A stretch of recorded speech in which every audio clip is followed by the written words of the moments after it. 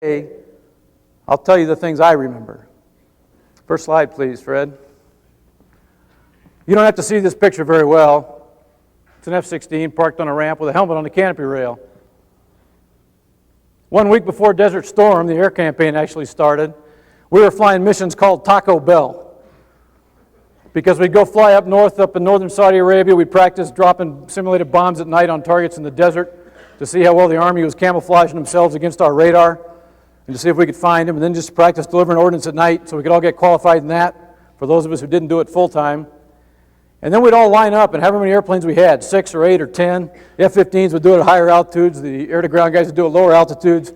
Everybody would push it up to 500 knots at the same time, and we'd all run straight for the border.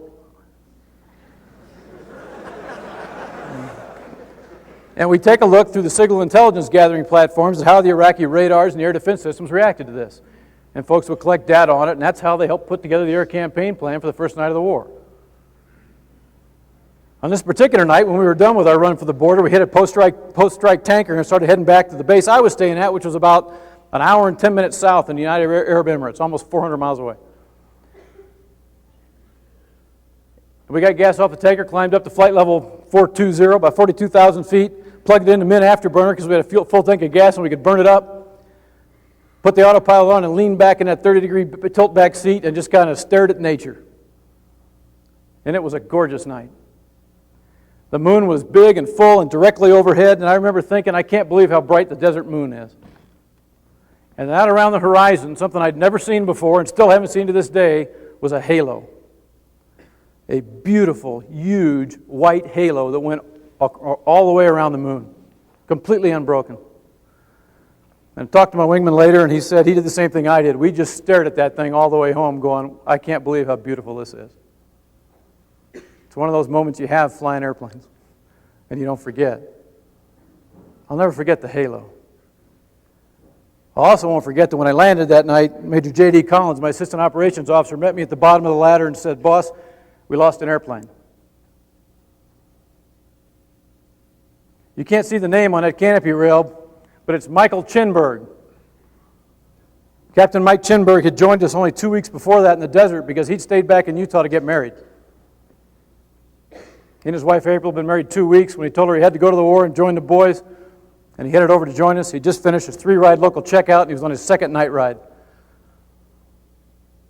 We think that somehow Mike got a light on the ground confused with his flight lead's rotating beacon, and he tried to rejoin on it as they headed for the tanker.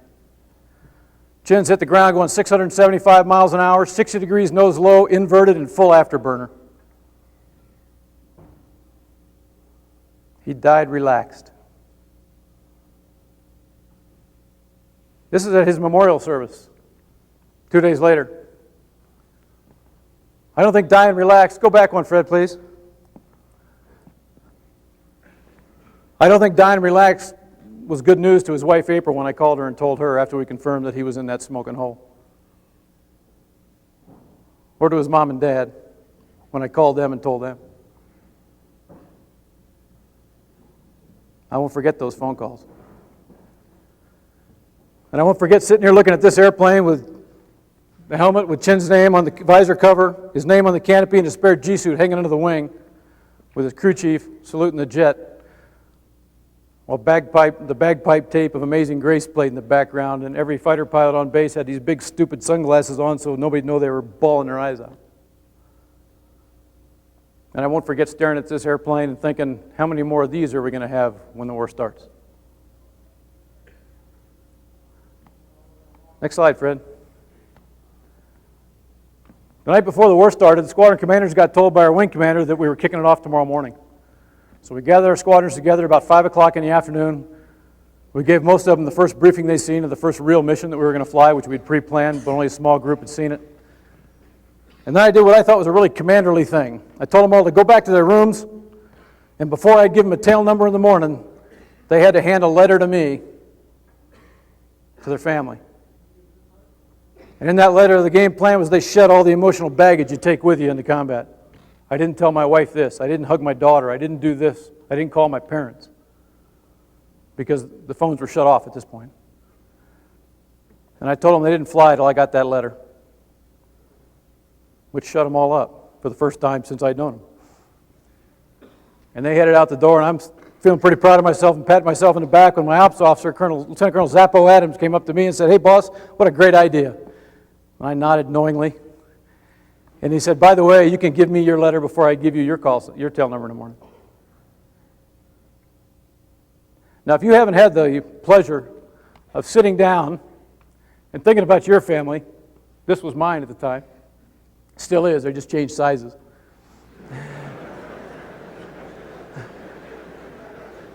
If you haven't tried to tell your children that you're sorry you won't be there to see their next ballet recital, or to watch them play Little League baseball, or high school football, or graduate from college, or meet their future spouse, or get to know your grandkids, or if you haven't had the pleasure of telling your parents how important they were to you, and trying to do it in a piece of paper at midnight, 9,000 miles away from them, or trying to tell your spouse how the sun rises and sets in her eyes, then you haven't lived. I'd recommend it. I won't forget writing that letter. Next slide, Fred. The next morning, we got up at about 1:30 in the morning because we had a 2:15 briefing. This is the base we were staying at. It's called Al Minhad. It's in the United Arab Emirates. It's about 2 miles long and about a mile wide, the whole thing. You can see the main runway, a parallel taxiway, and then on that side of the picture, there's a road that ran the whole length of the base. In the upper left corner of this is where the tents were for the officers and the hooches, and then about halfway down the field is where the tent city was. That next morning at 1:30, we got up, all my guys met in the chow hall, we had breakfast, we jumped in cars, and we started to drive down for our mass briefing, which was down here at the lower left-hand corner of this slide. And as we drove down that parallel road, two things happened. The first was that the folks from Colonel Tom Rackley's 421st Fighter Squadron lit their afterburners as part of the first launch of the Gulf War. The night fighters in the 421st. And at 20-second intervals, as we traveled down that road, they lifted off going this way, one at a time. They accelerated about 400 miles an hour. They pulled the nose up, went straight up so avoid SAMs off the end of the runway, pulled out afterburner, and then disappeared. And I suddenly realized it was the first time I'd ever seen airplanes take off with no lights on. Because obviously we were darked out for combat. It was pretty sobering.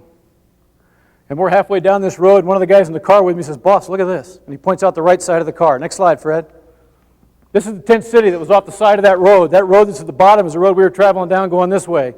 And on the right side of that road, as we came abeam the tent city, I looked over and thousands of people, the population of this tent city who wasn't working that night, had come out of their tents when that first afterburner lit, and they were standing along this road. They're wearing uniforms. They just got off work. They're wearing jeans. They're wearing cutoffs. They're wearing underwear, pajamas, everything. And not one of them's talking.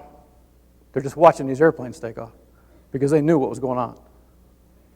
And the other thing that I noticed immediately was that all of them were somehow in contact with the person next to them. Every single one of them. They were holding hands or holding their arm or had their arm around shoulders or on the back, or they're just leaning on each other. These are people who don't even know each other. But they're all Americans, they're all warriors, and they're all part of the cause. As we rode down that road, I will never, ever forget their faces coming into those headlights and then fading out. It's burned in here. Next slide, Fred. Later that morning, after our initial briefing for the first mission of the war, we went to the life support trailer.